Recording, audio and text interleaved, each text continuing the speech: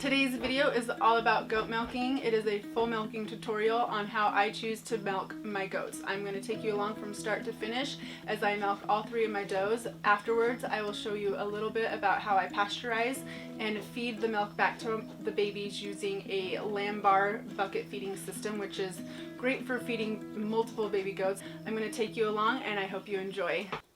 I just wanted to share really quickly with you the items that I like to have on hand for milking. I'm just going to run through the list really quickly in order of how I use them. So I'll start off with a scoop of grain. This grain in particular is higher in fat and protein. This helps in building and maintaining milk production. Next up, I have some baby wipes. I like to use these to clean the udder before milking. You can choose to use handmade disinfecting wipes, or you can buy commercial grade wipes that are meant for cleaning an udder. I personally choose to use baby wipes. Next up, I have a strip cup for stripping out the udder before milking. That way I can look and make sure that the milk is free and clear of any possible infection like mastitis. After that, I have my milk pails. I have two different ones. I have one that is an actual milk pail that I bought off of a milking website, and then the second one I have is a stand mixer bowl that has been fabricated with a handle. This pail works really well for milking my Nigerian dwarfs since they are smaller in stature. And then lastly, I have my disinfectant spray, which helps control the possible infection of mastitis. This is Rachel. She is first up on the stand this morning. Using a wipe to clean up the udder, I just take my strip cup and squirt a couple squirts in just to make sure that the milk and everything looks okay and that there's no chunks or discoloration, which would potentially show that there is infection.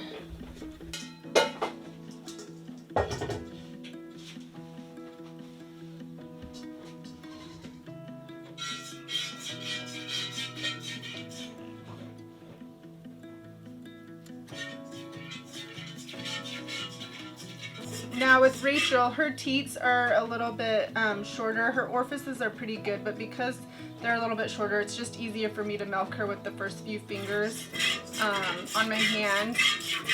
Sometimes when she softens up a little bit, I can wrap all the way around, but I don't get as good of a milk flow out of her as I do with just a few fingers.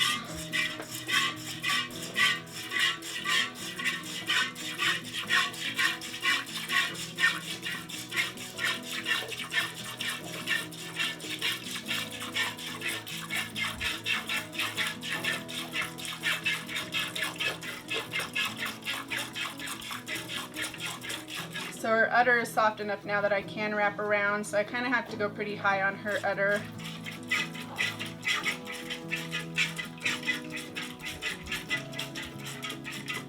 But you can see the stream isn't as thick. I'm not getting as much milk as this.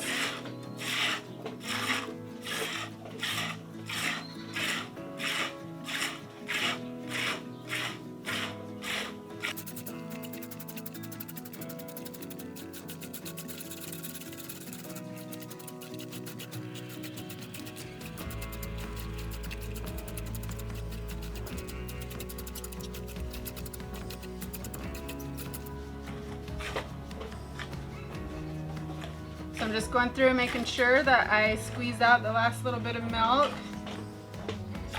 I don't know if it's her udder or if it's my hand grip, but I typically end up having more milk to milk out of this side than this side. Alright, so she's good.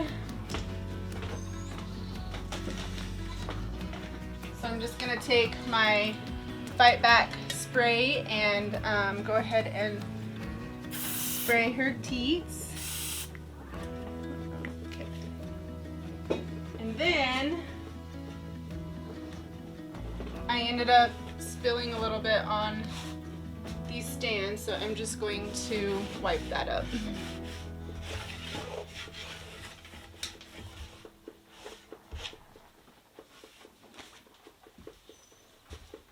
Next up on the stand this morning is Clara.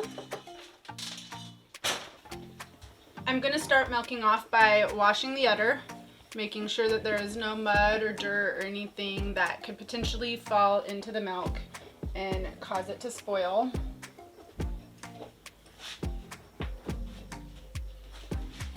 Next, I'm going to take my strip cup and I'm going to strip a little bit of milk out of each teat. Her milk looks perfect. This particular pail is low enough that it fits nicely underneath her since she is a short goat. I did already milk the first goat, Rachel, so I'm just gonna continue milking into this pail.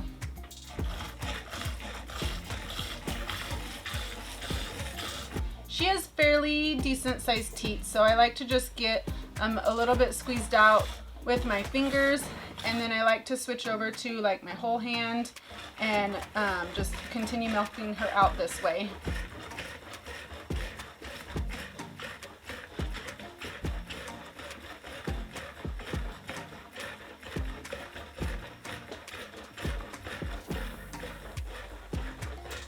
Now when you milk, you want to take your hand in this area and kind of put it up around, and then when you put pressure here, it fills the teat with milk, and then you just bring your fingers down and that releases the pressure out of the teat.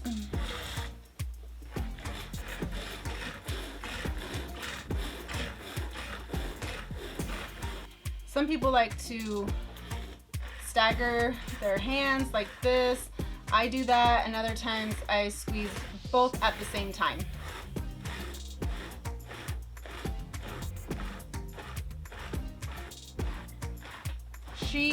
Clara has pretty decent sized orifices, so she does not actually take very long to milk.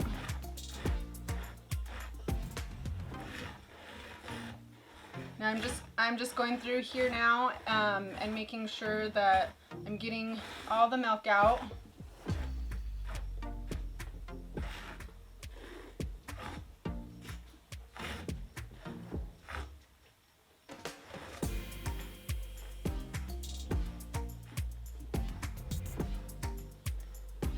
That feels pretty good. Now you can see that her udder is deflated now. There is no milk left in here.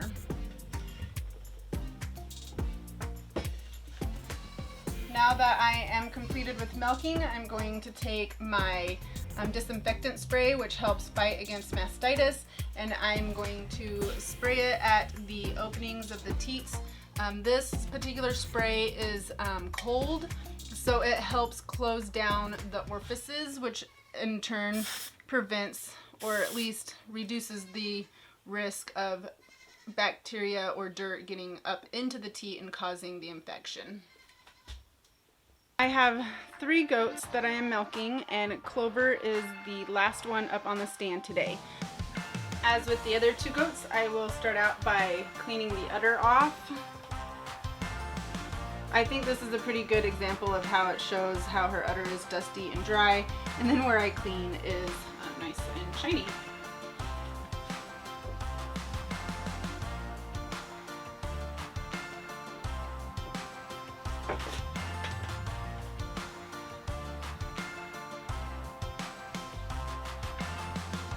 I just kind of use my hands to fill sometimes out in her pen, especially the last couple days we've had some rain and she can get some mud on her udder, so I can kind of feel that as I'm wiping it clean.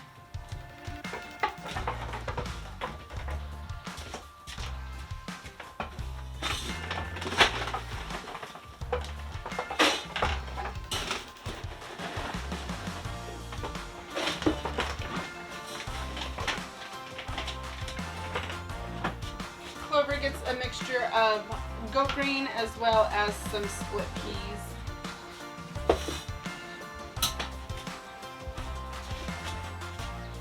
I'm going to take a moment to strip her out.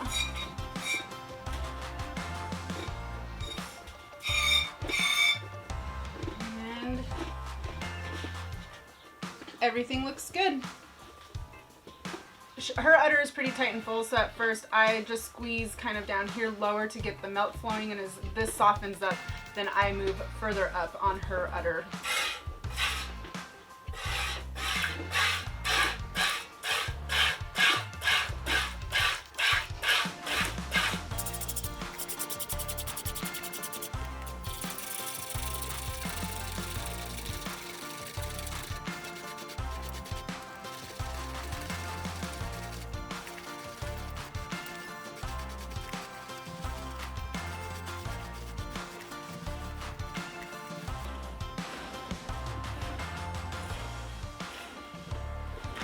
Sometimes I like to swirl the milk around and knock down some of the foam that builds up around the edges.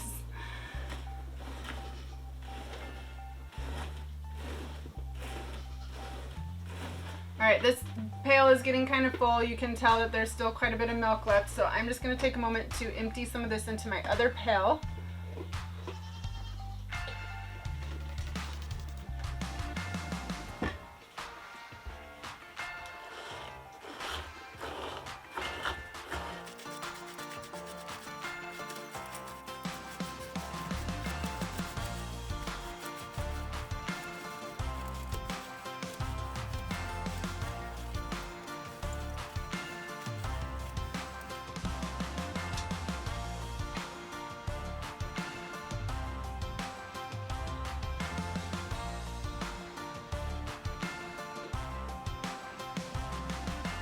I'm just bumping her a little bit to help release any milk that might be up in there, just so I can get the last little bit out.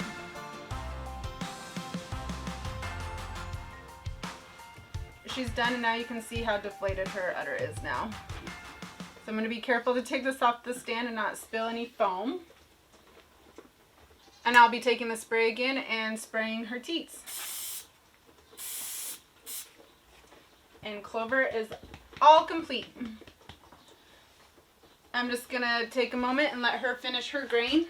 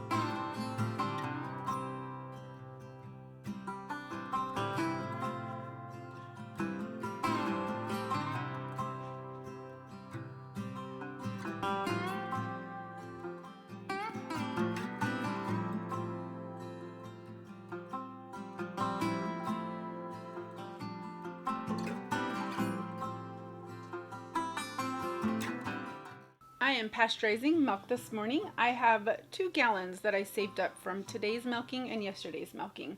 Today I'm going to be using my 16-quart stainless steel and enamel coated pot. Now, pasteurizing milk in an aluminum pot will react, so you don't want to do that. I do have one of these pots linked in the description below if you are interested in checking that out. But I'm going to get started with my milk that I have from yesterday. This has already been strained.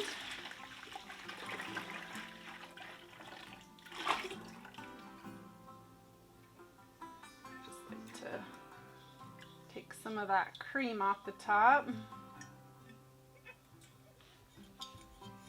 I have not strained my milk from this morning, so I'm just going to use my little strainer here with this. I am only interested in getting the bigger chunks and the hair out, since this is being fed back to animals. If I was doing it for personal use, I would actually be using this filter with the tubby material filter to collect everything out. So I'm just going to strain this straight into the pot.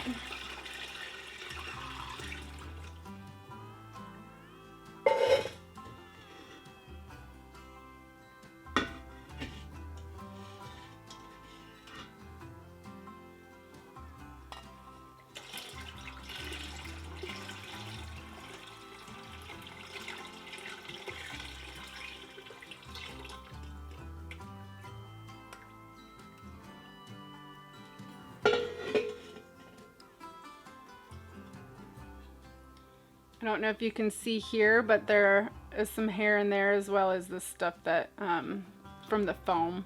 But there are some hairs that this helps keep out of the milk. I'm just going to go ahead and turn this on high. I'm going to be heating this up to 180 degrees. I have my frothing thermometer that I'm going to use. Unfortunately, with the side of this, I cannot actually clip this on. So I have to stand over here and watch this and periodically stick this in the milk to make sure that it reaches 180. So when it reaches 180, I let it sit there for about 15 seconds, and then I turn it off and take it off the heat and let it cool down, where I will then put it in the fridge for later use, or I will end up using it for the next feeding if it is still at a decent warm temperature. I did just pour this milk in, so just to show you where we're at temperature wise, I'm going to go ahead and stick this in, and it looks like we are at 80 degrees Fahrenheit and maybe 27 degrees Celsius. It's been a few more minutes, so I'm going to do another temperature test.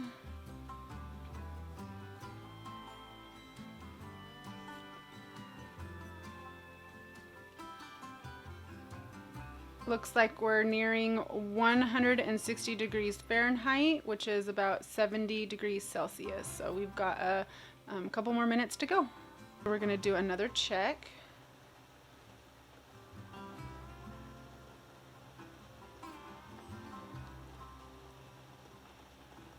All right, so we've hit 180, so I'm just going to let it sit here for a few more seconds and it will be done. So milk is done, so I'm just going to turn it off, and then I'm going to just carefully move it off the burner and let it sit here and cool down.